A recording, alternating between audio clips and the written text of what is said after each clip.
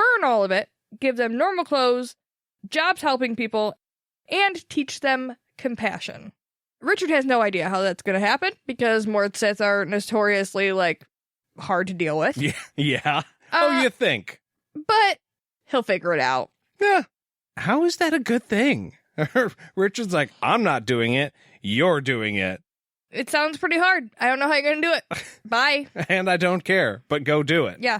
And even Zed, I love that even Zed is like, hey, psst, Richard, that's actually, really hard and probably not possible. And he's like, well, you can help him then. I don't give a shit. It's got to get done. Bye. Yeah, make it happen. Zed also asks if he thinks that this plan for the armies and what they're supposed to do is really going to work. And Richard says, look, I'm not really sure. Again, this is not my thing that I do, but it'll hold for now until you put the boundary back up and everything kind of goes back to normal. And then I don't got to worry about it. Right. Then this job is done. Not my fucking problem. Right now is when Scarlet shows up and freaks everybody out.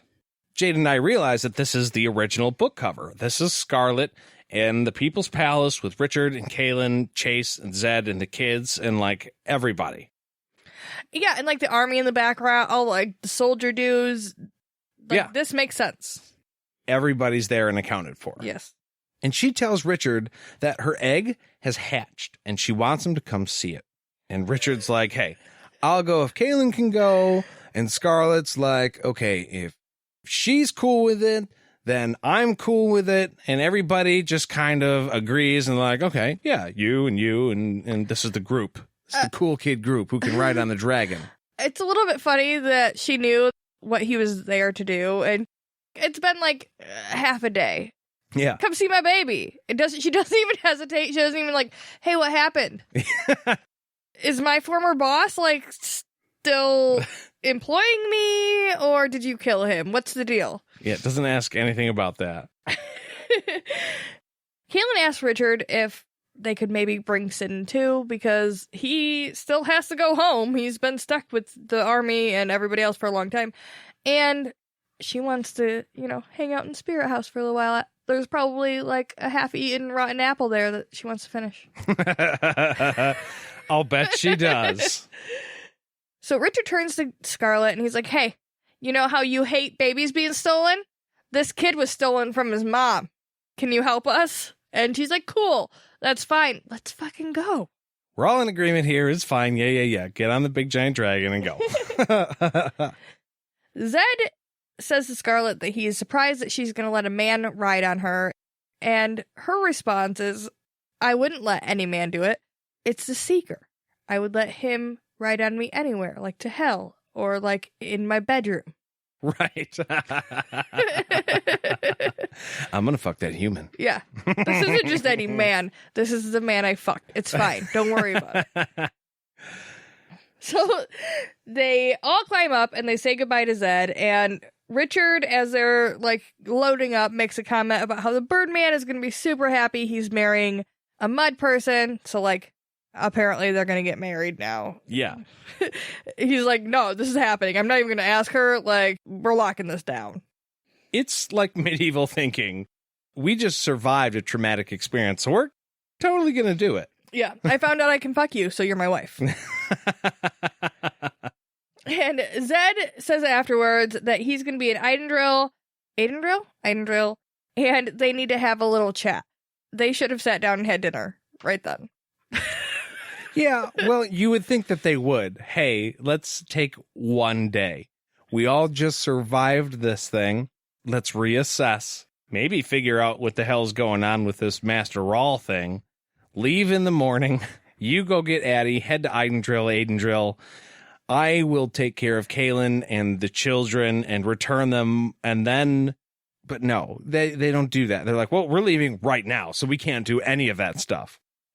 I guess it is something that picks at me just a little bit, is that they're all like, all right, we're gonna all do these things. They don't make a plan to meet up tomorrow. They're not like, okay, well, we're flying on a dragon, so it's gonna take us 10 minutes to get to the baby. And we're like, oh, that's cute. And then we're gonna take another hour to go drop off Sidon and fuck, and then we'll be back. And then I can be king. Yeah. And then we can have a chit chat while we have dinner. Because, like, we're going to need dinner later. And Zed could, like, wait a day or two to leave. And you'd think he would, too. Like, well, food. Yeah. I mean, I'm going to stay for dinner. Come on. He's like an old man. But whatever. As they disappear, Chase is like, hey, he gives a lot of orders for a fucking woods guide, huh? Right? Bossy motherfucker. I mean, I feel like everybody who reads that little chunk has that thought, like, oh, for somebody who isn't in charge, he's really taking charge. Right. Which would imply he's going to take charge. Yeah. Well, right there. There's no more problems. Everything is tied up perfectly. Yeah. And there are no more words or any other further complications. Everything is all set. We're done. No need for any further books. Right. Because, like, everybody's happy. Oh, what's that? There's more. Oh, there are more notes. Oh, there is more. Yeah. Oh, shit. Yeah.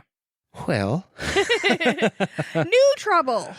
A little man runs up to Zed and says, hey, there's trouble in Panis Penis Rahl's crypt. Sorry, I had to get it in there. Yeah, no, you have to. He's the headmaster of the crypt staff, and his people told him that the walls are melting. And then he tells Zed, I assure you, my people don't lie. And yeah, true. They have a really fucking stressful job. We know what their job was. Now, you may think that maybe some of these people are going a little bit crazy because they are under high levels of stress, but I assure you, the walls are melting. Yeah. And Zed's like, hey, do you have white stone? If you do, you should seal the tomb. Otherwise, the whole palace is going to melt. So, fun little detail there. And, oh, by the way, it has to be done before sunset. So fucking hurry. And he does. The guy just scurries off. And nobody standing around is like, wait, the whole palace is going to fucking melt? Nobody. They just take it on his word. Like, oh, yeah, palace is going to melt. Got to do the thing. Yeah, that makes sense. Cool. All right, yeah, we've dealt with stuff like this before. Palace is melting all the time. And Chase notes here that the guy was like, wait, he said Master Rahl's grandfather. And Zed's like, oh, yeah, well, there's some things that maybe I got to tell ya. Yeah, I've been keeping some secrets from everybody. Yeah. So. By the way. You want to go have a drink, Chase? Yeah. Right? They should all be here enjoying a goddamn beer. Zed tells another guy that the Master Rahl will be back because people are just showing up. They're like, oh, hey, what do we do about this now? And the guy's like, yeah, no, we're used to that. It's whatever. It's fine. We are totally self-sustaining and do not need him to be here to run the palace. Well, obviously, because the only thing that Darken Rahl's been doing is, like, chanting around in his weird white robes with no clothes underneath and just going back and forth from the underworld. He has not been involved in the day-to-day goings-on at this palace at all. Somebody's got to take out the trash. Yeah. And Zed decides that he wants more food before he's on his way to see Addie. There was a cute little moment where Chase was like, oh, yeah? You want to go see Addie, do ya? And he's like, yeah, we're not going to beat around the bush. I'm going to see her. Okay, but also we have to go read some books. Hey, Chase, you ever seen a wizard's rock, bro? Check this out. But they're going to go to the Wizard's Keep in Eidendril for knowledge about the underworld, and he's going to bring her with him because she knows more about it than anybody alive. Mm-hmm. And that, my friends, is the end of Wizard's first rule. Yay, sad face. Yay! Well, cheers, Jade. To you and I, we made it. Cheers to all of you for hanging out with us while we did so.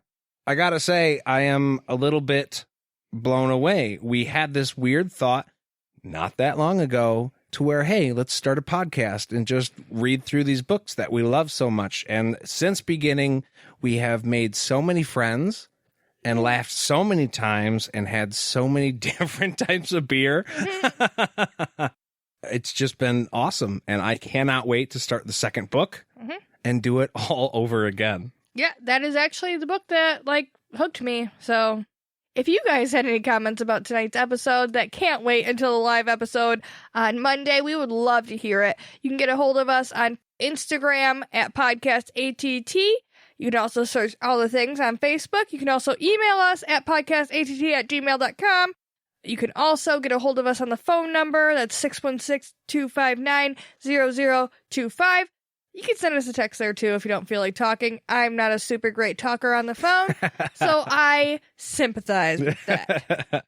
And if you are interested in getting a super awesome shout out like Sean did at the beginning of this episode, or really just listening to more of me and Nate's awesome, witty content, then you can find us on Patreon at Podcast ATT as well. Thank you guys so much again for listening, and we'll see you real soon. Bye!